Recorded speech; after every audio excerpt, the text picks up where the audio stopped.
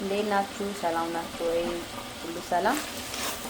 ዛሬ ማሳያችሁ የተፈጨ ስጋ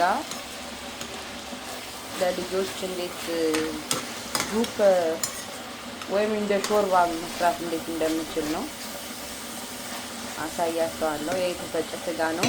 ስጋውን ገዝቼ ነው ያስፈጨሁት እና እንዴት የምጨማምረውን ነገር አሳያችኋለሁ።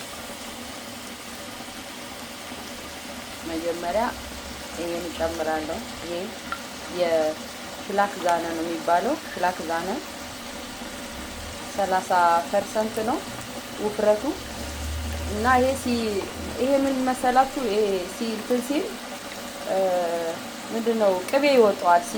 እንደ አገር ቤት እንትን ሲባል እንደ እርጎ ነገር ነው እና ቅቤ ይወጣዋል። ከዛ ደግሞ ይሄኛውን ክሬም ነው የማረግበት። ይሄ ደግሞ ኮኮናት ነው። ይሄ በጣም አሪፍ ነው።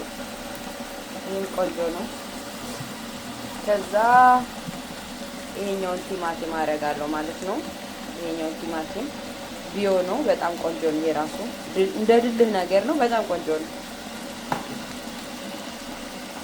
ከትንሽ ደቂቃ በኋላ ጠብቁኝ እንዴት እንደማረገው ማለት ነው።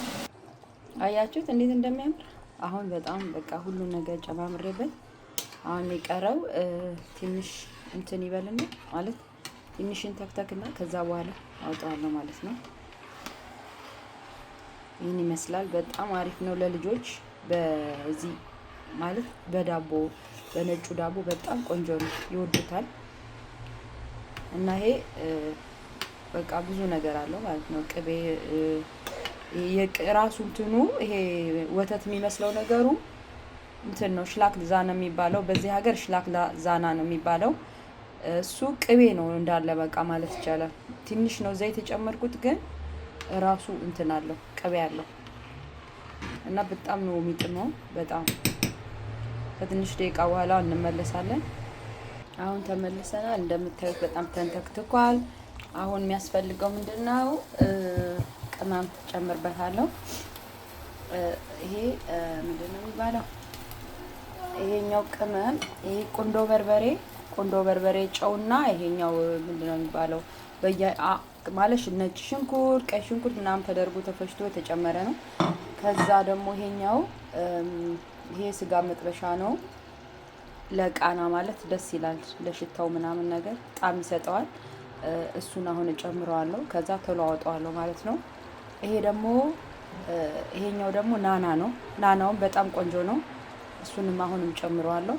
ከዛ አንድ ላይ አዋህዳለሁ ማለት ነው። አንድ ላይ አዋህደዋለሁ።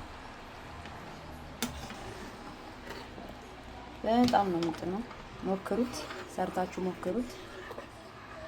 ለዩቲዩብ አዲስ ነኝ። ላይክ ሰብስክራይብ ያረጋችሁ አበረታቱኝ እና ብዙ ነገር መስራት እችላለሁ።